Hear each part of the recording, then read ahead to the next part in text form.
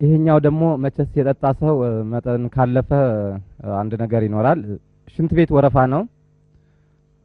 አንዱ ሰው አለ ሰው የለም ሳይጠይቅ ሽንት ቤት ዘው ብሎ ይገባል። ይገባና ኦ በጣም ይቀርሳ ብሎ ዘግቶ ይመለሳል። ይቆማል። ሌላ ሰው ደህና ሰው ከኋላ ይመጣል ይጠይቀዋል። የኔ ወንድም ወረፋ ነው? ወረፋ ነው። ወረፋ መስሎኝ ነው የቆምኩት።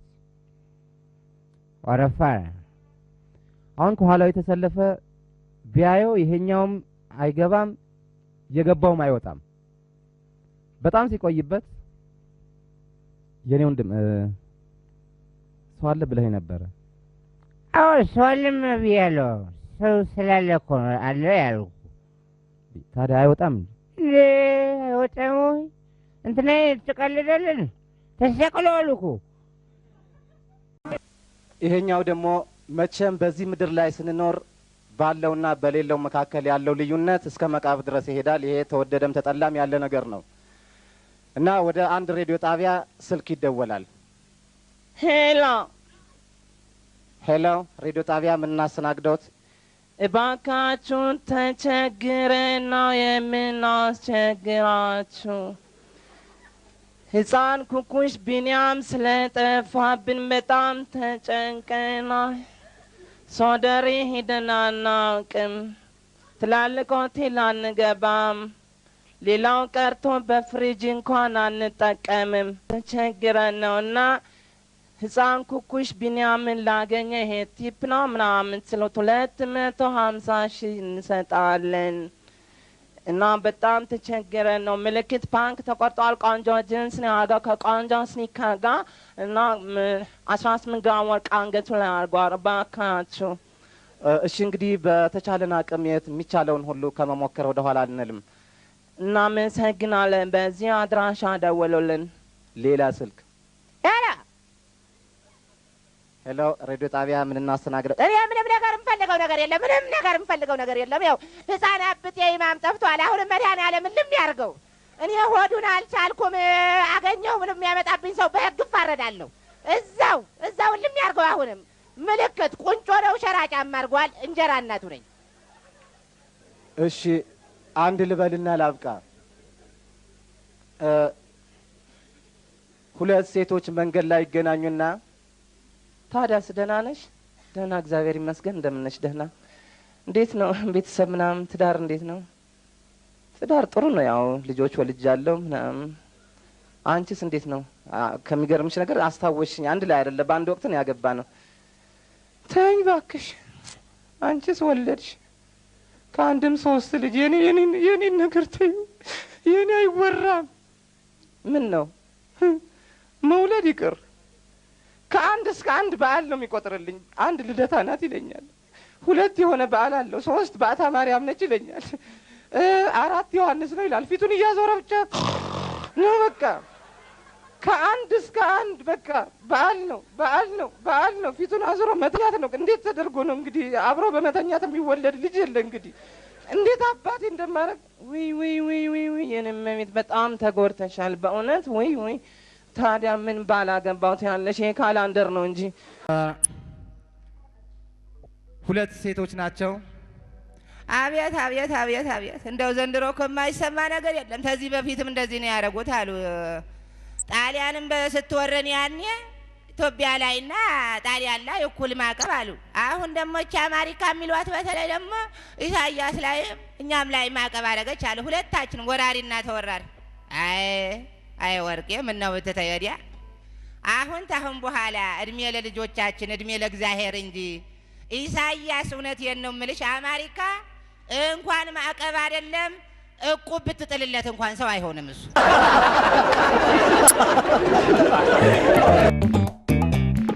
ምን ላድርግ? እሺ ሰውየው ከቆንጆ ልጅ ጋር ይተዋወቃል እና መቼስ ማንም ሰው ውበትን ያደንቃል። በአግባቡ መዝናናት ያለ ነገር ነው። በእርግጥ አንድ ነገር ያለ ይመስለኛል፣ እሱን ሳይረሳ ማለት ነው። በኋላ በጣም ይተዋወቁና ልጅቷ ምን ጊዜም ሰውየው አይን ላይ ነው ያለችው። በቃ ውበቷ ልነግራችሁ አልችልም። በየትኛውም ደራሲ በየትኛውም ልትገለጽ የምትል ልጅ አይደለችም። ግን ሲደውል ሁል ጊዜ ሄሎ ሄሎ። ታዲያስ አውቀሽኛል? እኔ እንጃ ማን ልበል? ሁሌ ማን ልበል ነው እኔ ሁሌ ማን ልበል? ስሚ የቤት ስልክ እኮ እኔ ወይኔ አሁን ሳገባሽ አሁን ታዲያስ ደህና ነው ሆይ? እንደምን ደህና ነኝ እግዚአብሔር ይመስገን። እንዴት ነው ዛሬስ? እንዴት ነው እባክሽ? እንዴት ነው ዛሬስ? ምን መሰለ ማማ እንግዶች ይዛ መጣ ከደብረ ሊባኖስ እንግዶች ይዛ መጣ ለነሱ ቡና ፊ ምሳ አቅርቢ ምናምን ነገር ብላኝ ከቤት አትውጪ ምናምን ብላኝ በዚህ ምክንያት ነው እንጂ ጠልቼህ እንዳይመስልህ የኔ ወንድም እባክህን። 8 ጊዜ ነው እንደዚህ አይነት ምክንያት እና እየባሰበት መጣ ሰውየው። ሄሎ ሄሎ ጤና ይስጥልኝ። ታዲያስ ደህና ነሽ? አወቅሽኝ? ወይኔ ደህና ነህ ወይ? ደህና ነኝ። ስሜ አሁን በቃ የመጨረሻ ነው። ከዛሬ በኋላ ምደውል አይመስለኝም። ለምን እንደሆነ ታውቂያለሽ? ምክንያት ፋብሪካ ምትሰሪ ነው የመሰለኝ። እንዴ ተቋቁመዋል እንዴ እንደዚህ አይነት ነገር? እንዴ ሁልጊዜ ምክንያት እባክሽ እኔን መቤት አላሳዝንሽም?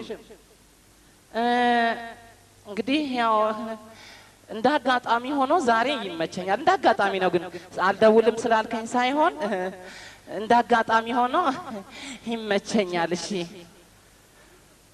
ይኸውልሽ የት እንገናኝሽ? አምባሳደር እንገናኝ። እኔ አላምንም አምባሳደር። እሺ ስንት ሰዓት ላይ? 8 ሰዓት ሻርፕ 8 ሰዓት ላይ እንገናኝ። ለ8 ሰዓት ቀጠሮ። ሰውየው ስንት ሰዓት እንደሄደ ታውቃላችሁ? ብታምኑም ባታምኑም አላመነም። እውነት ነው። 6 ሰዓት ላይ ነው ሄደው። 6 ሰዓት ላይ ሄደው ይንቆራጠጣል። ቤት አይነት የኔ ወንድም ሰዓት ይዘሃል? ሰዓት 6 ከሩብ ይላል።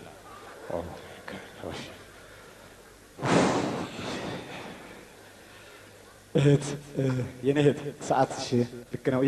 ማመን አቃተኝ። እኔ ሰዓት ይዘሻል? ሰዓት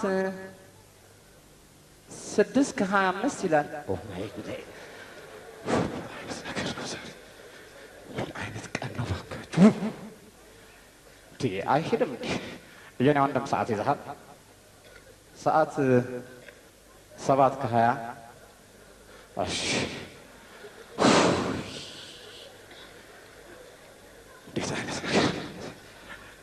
ወንድሜ ሰዓት ይዘሃል? ሰዓት ለ8:20 ጉዳይ። አንድ ነገር ልጠይቅህ የኔ ጌታ፣ ዛሬ 8 ሰዓት ቀርቷል እንዴ?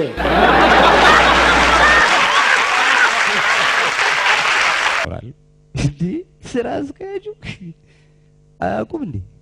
ምን ነው ስብሰባ ላይ ናቸው? አይ እንዴ አዲስ ኖት ማለት ነው። ምንድን ነው ወንድም? ስብሰባ ላይ ናቸው ወይስ የሉም? ኧረ አይደለም እንዴ እሳቸው ጋር ከመግባቱ በፊት እንዴ። አሃ እሳቸው ጋር ከመግባት በፊት አለ። በልቡ ተነጋገረ ሰውዬው። እሳቸው ጋር ከመግባት በፊት አንተ ጋር የሚገባ ነገር አለ ማለት ነው። ይኸው